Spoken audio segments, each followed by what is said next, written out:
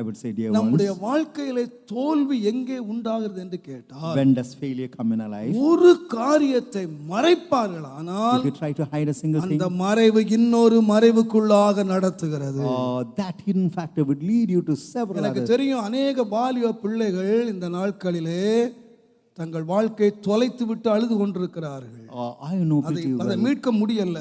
many ஏன் தெரியுமா? young people have lost life. ஆரம்பத்திலே தன்னுடைய தாயிட்டு அறிக்கையிட்டிருப்பார்களானால் Had they confessed it to their அது mother, தவறு என்று தெரிந்த உடனே அறிக்கையிட்டிருப்பார்களானால் when you know it's a mistake and தங்கள் you confess, வாழ்க்கையில இந்த அழிவை சந்தித்திருக்கவே மாட்டார்கள். so you would not come across a damage in இந்த your life. அழிவை சந்தித்திருக்கவே You மாட்டார்கள். will never come across a damage. ஆகையினால் தான் வேதம் சொல்லுகிறது, The word of God says, பாவம் கற்பம் தரிக்கும்.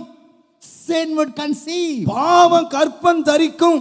Sin would conceive. பாவம் கற்பம் தரிச்சதுன்னா If sin conceives, கற்பம் தரிச்ச உடனே யாருக்கும் தெரியாது. nobody would know. ஒருவேளை குழந்தை தரித்து யாருக்குமே தெரியாது. If a ஆனா person conceives, கற்பம் தரித்து விடுமானால் After conceiving, அந்த கற்பம் வளர தொடங்கும்.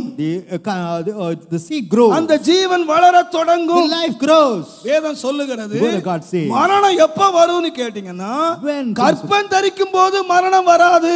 or death would not come at conception. வேதம் சொல்லுகிறது, பாவம் கற்பம் தரித்து பூரணமாகும் போது மரணம் சம்பவிக்கும்.